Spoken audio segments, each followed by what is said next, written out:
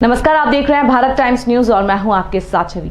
शिव मठ गाड़ौदा धाम में कोरोना काल के बाद धाम में पहली बार श्रीमद् भागवत कथा और मूर्ति प्राण प्रतिष्ठा महायज्ञ होगा। मई में होने वाले इस आयोजन की तैयारियों को लेकर समिति द्वारा नगर के सभी समाजजन और गणमान्य नागरिकों की बैठक शिव मठ पर रखी। कार्यक्रम के संयोजक पीठाधीश्वर महावीर जति ने बताया, भागवत कथा 22 से 28 मई तक और मूर्ति प्राण प्रतिष्ठा और भंडारा 29 को आयोजित किया जाएगा, जिसमें कथावाचक फतेहपुर बुद्धगिरी मंडी के महंत पीठाधीश्वर महंत दिनेश गिरी महाराज गुलाब जति आश्रम प्रांगण में कथा का वाचन करेंगे।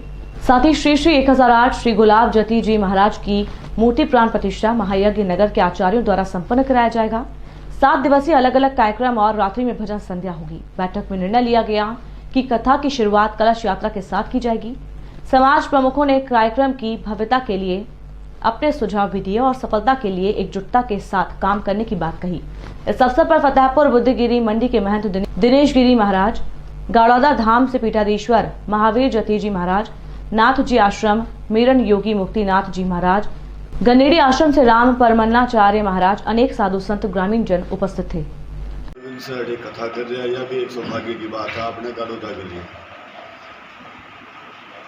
एक कथा में आपने ने साथ मिलकर हर तरह को काम संभालना है और फिर कथा ने लास्ट तक संभाल कर आगे पहुंचानी है।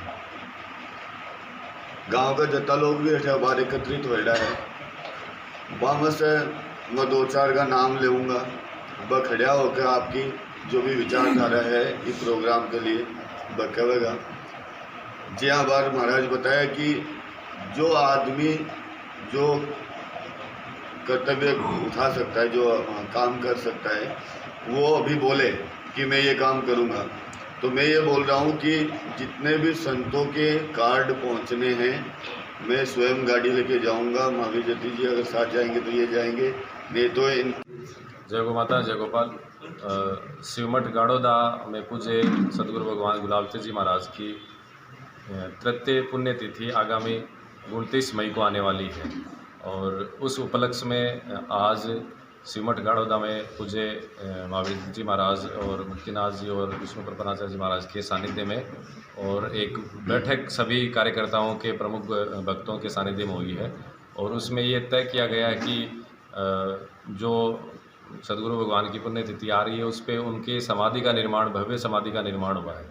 तो समाधि निर्माण के अनावरण के साथ ही सदगुरु भगवान की मूर्ति स्थापना, चरण पादुका स्थापना का कार्यक्रम रखा है और उस उपलक्ष्य में भव्य श्रीमद् भागवत कथा का कार्यक्रम रखा गया है। ये दास का सौभाग्य है कि मुझे सदगुरु भगवान के पुण्यतिथि के अवसर पर श्रीमद् भागवत कथा कहने का अवसर प्राप्त होगा और आज उसकी तैयारियों को लेकर भव्य मीटिंग हुई है, जिसमें कार्यक्रम की रूपरेखा तय की गई है। सभी लोगों को जिम्मेदारी दी गई है और एक मेले का सा रूप उस भागवत कथा में रहेगा। सब झूले लगेंगी, स्टालें लगेंगी और बड़े बड़े संत आएंगे। पूजे पथमेड़ा महाराज जी, विश्व की सबसे बड़ी जो गौशाला है दत्त शरणानंद जी महाराज जी, उनके भी दर्शन हम सबको हो पाएंगे। जो ऐसे संत हैं जिनकी टीवी पर या किसी फोटो में दर्शन नहीं होते हैं और आज राजस्थान में, पूरे भारत में, पूरे विश्व की सबसे बड़ी गौशाला वो चलाते हैं, उनके सानिध्य में गौ सेवा का बहुत बड़ा कार्य होता है। वो आज के इस युग के अवतार के रूप में ही माने जाते हैं, तो उनके भी दर्शन हम सबको इस कार्यक्रम के माध्यम से होंगे। और पूज्य साध्वी ऋतंबरा जी, जो उनका नाम ही काफ़ी आप सब जो जानते हैं, साध्वी ऋतंबरा जी के भी दर्शन होंगे। उनके साथ ही सोमगिरी जी महाराज सहित और अनेक बड़े बड़े जो संत हैं, उन संतों के भी दर्शन इस श्रीमद् भागवत कथा में हम सबको होंगे। इसलिए हमारा ये शेखावाटी वासियों को गौरव का ही विषय है, गर्व का विषय है कि ऐसे कार्यक्रम इतने छोटे गांव गाड़ौदा में होगा।